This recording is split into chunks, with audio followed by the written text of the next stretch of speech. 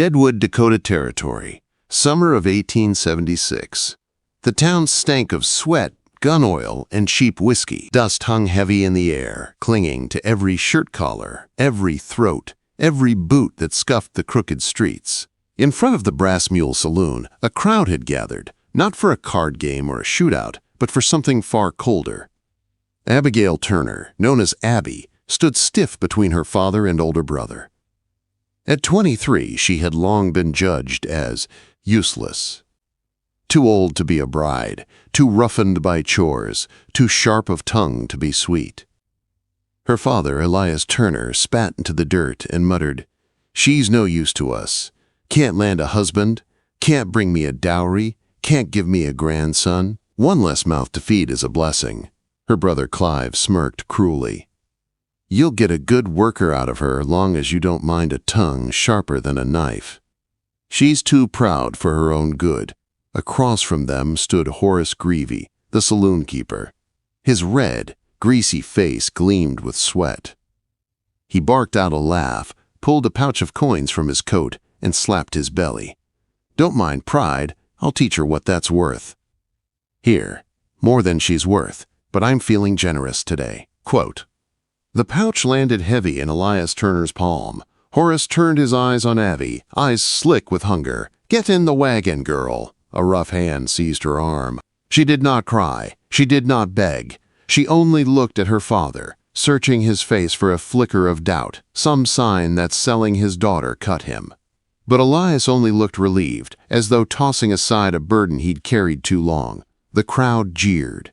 Men shouted crude jokes. Miners called out, "Useless women belong in saloons or graves." Laughter rang out as Abby stood tall, her jaw clenched, her eyes burning with fury. They wanted her broken. She refused to give them that. Then, from the shadow near the general store, a figure moved. Slow, deliberate, steady as a mountain that had decided to walk. The man wore worn buckskin clothes. A hunting knife rode his hip, a satchel of hide slung across his shoulder. A beard covered his face, his eyes hidden beneath the brim of a weather-stained hat. The crowd's jeers quieted as he approached, boots thudding against the boards. He stopped in front of Horace Greevy. The saloon keeper sneered. "What do you want, Boone?" The man set down his satchel. It landed with a heavy thud. Furs, leather, the labor of a hard winter's hunt spilled out. His voice came low and even. "If she's useless to you, then I'll take her. Not for drink serving, not for coin. I'll build her a roof. If she wants, she can call it home." Silence swept the street. Elias Turner sputtered like he'd swallowed glass. Horace blinked, unsure if this was jest or challenge. "You can't just—" Horace began.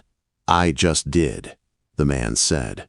His name was Wayne Boone, a hunter who rarely spoke but whose words carried like iron when he did. He turned to Abby. His eyes, though shadowed, did not carry hunger or cruelty. They carried something she had never seen in a man's gaze before: permission. "You can walk if you want." His voice dropped lower, meant for her alone. "But if you'd rather leave with me, I'll see to it. You're never treated like property again." Abby's breath caught. Her chest thundered with fear and hope all tangled together. Slowly she nodded. Wayne turned, and Abby followed him. Past the wagon, past Horace, past her father, who stood too stunned to speak, past her brother who glared but did nothing. No one stopped them. Deadwood watched in silence, unsure if they had just seen a rescue or a rebellion. The trail out of town wound like a snake into the Black Hills. Wayne's stride was steady, his boots crunching on gravel. Behind him, Abby sat astride his mule, gripping the worn saddle with trembling hands. Every nerve in her body waited for the change, for him to turn cruel, for his kindness to snap. But Wayne said nothing. Hours passed. The noise of town faded behind them. Birdsong replaced the hammering and shouting. Pine trees closed in, tall and watchful. For the first time in years, Abby was away from her father's shadow. away from the sneers of men who measured her worth in coins. Fear and relief warred in her chest. At midday, Wayne stopped by a stream. He filled a tin cup and handed it to her. "Drink," he said simply. She hesitated, half expecting a trap. But his hand did not force. Slowly, she sipped. The water was cold, sharp and clean, cutting through the dust, choking her throat. Wayne drank only after she was done. When night fell, they reached a small clearing. A rough frame of logs stood half-finished, its roof patched with canvas and branches. A fire pit, blackened from old flames, lay at the center. It was no home. It was only a promise. Wayne looked at her in the dim firelight. "This ain't comfort. Not safety. Not yet. But there's room here for a cabin. A real one. You can stay tonight, and tomorrow we'll start building. Or at first light, I'll take you back." Abby's voice cracked. "Why would you give me that choice?" "Because it's yours," he said. No man had ever spoken to her that way. Not her father. Not her brother. Not any soul in Deadwood. That night, wrapped in Wayne's coat, she sat by the fire. He served her beans and jerky before eating his share. When the stars wheeled above, Wayne carried his bedroll outside, leaving her the shelter. "You can sleep inside." He said, "Canvas leaks some, but it'll hold. You're not." She stopped herself. Wayne gave a short nod. "I'll be out here." And for the first time in her life, Abigail Turner lay down in the dark and drifted into sleep without fear. But in the West, peace never lasts. Somewhere beyond the trees, trouble was already on its way. The days stretched long in the Black Hills, the summer sun burning bright, and the nights cool with pine-scented air. Each morning Abby woke to the sound of birds, her hands roughening as she hauled stones, split logs, and mixed mud for the walls of the cabin. She had been told her whole life that she was useless. Yet every day she found herself stronger, steadier. Wayne worked beside her in silence. He showed her how to brace beams with simple gestures, how to fit logs tight so no wind could slip through.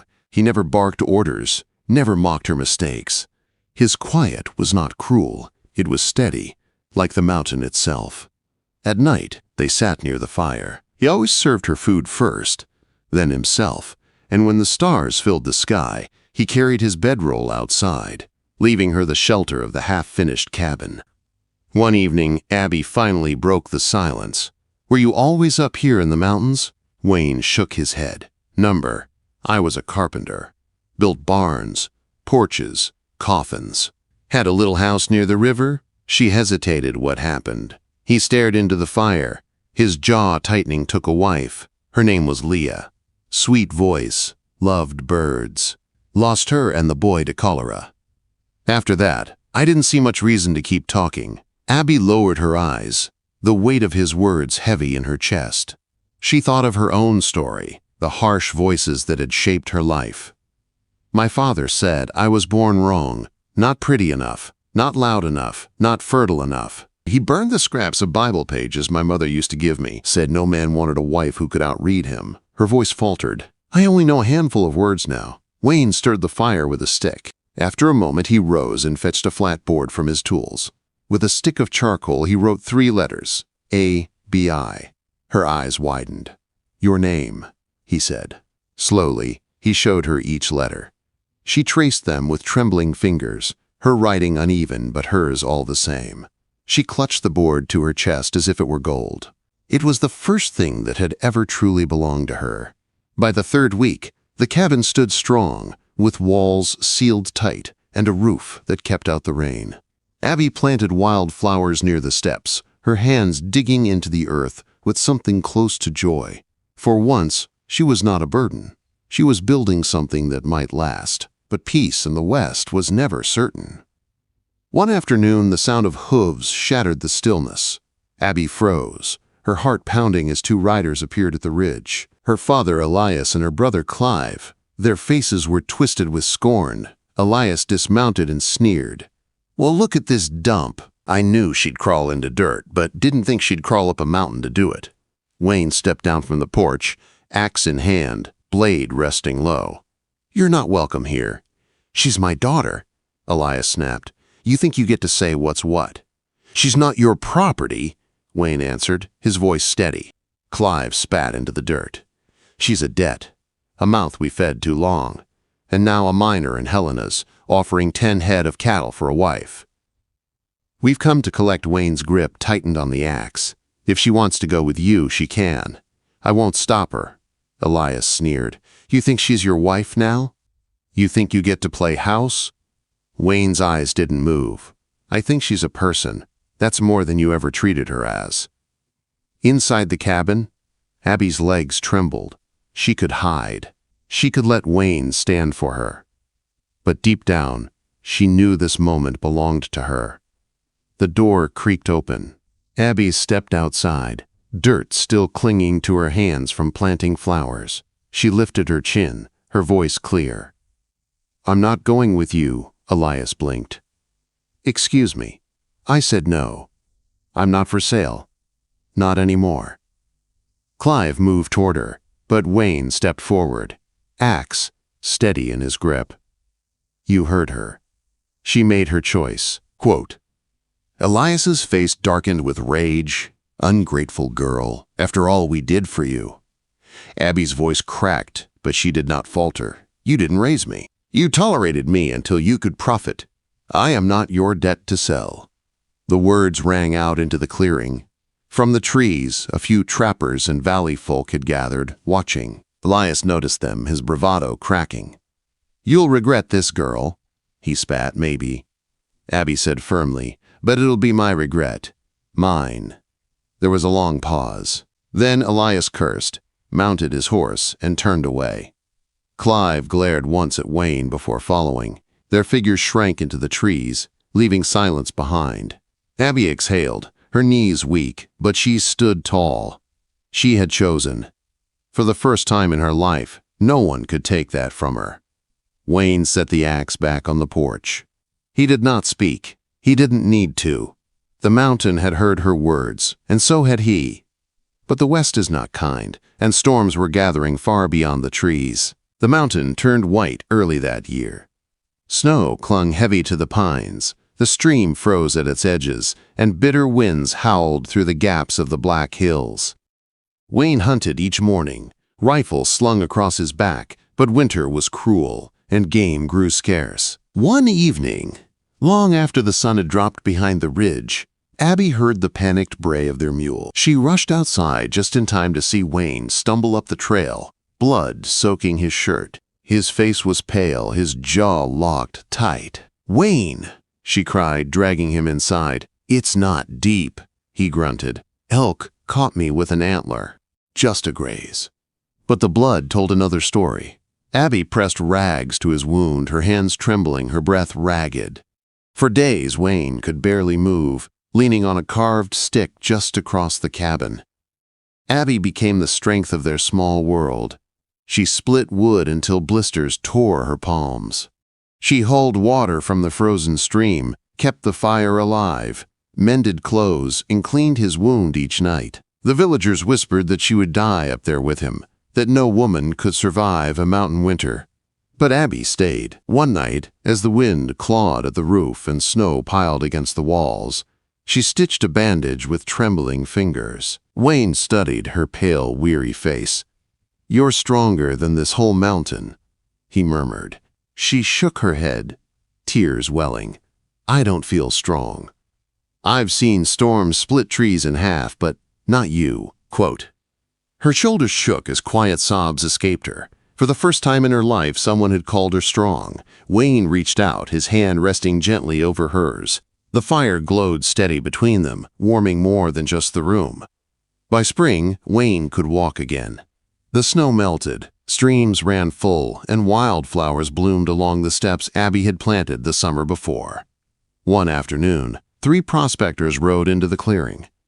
Their leader, Lyle, tipped his hat and handed Abby a folded paper. We've got a claim down in town.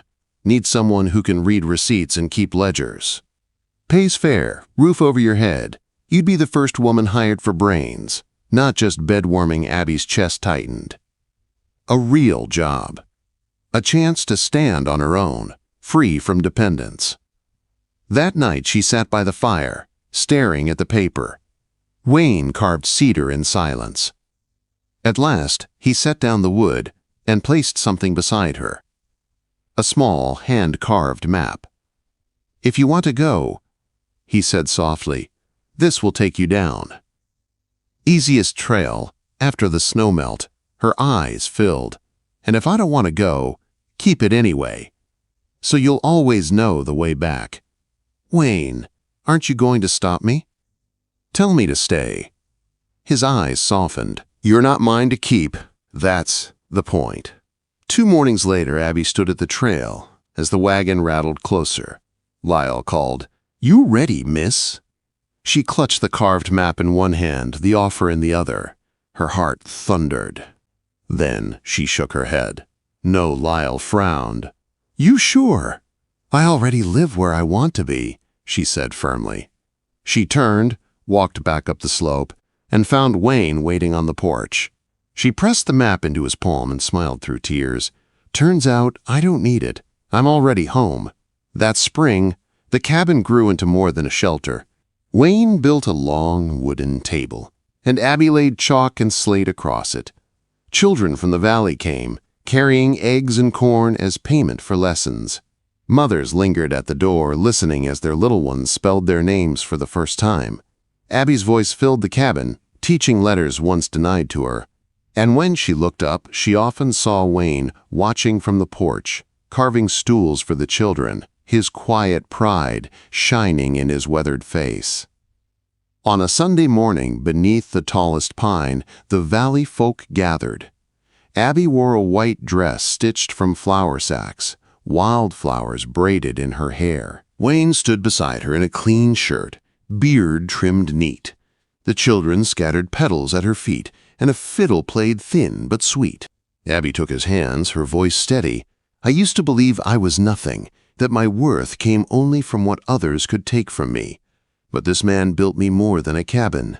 He gave me a place to stand, a name to carry, a life of my own." Choosing Wayne's voice cracked as he answered, "I've built many things in my life, barns, porches, coffins. But nothing was ever finished until her. Today, I call her my wife, not because she's mine, but because she made this place a home." The crowd cheered as Wayne slipped a hand-carved wooden ring onto Abby's finger. The forest itself seemed to still, as if even the pines bore witness. That night, the cabin glowed with firelight. Children whispered the alphabet at the long table. Chickens clucked softly under the porch. Abby wrote lesson plans by candlelight, while Wayne carved shelves for their growing home. Outside, the stars burned bright over the black hills. Inside, Abby smiled through tears. After a lifetime of being called useless, she had finally become something more. Wife, teacher.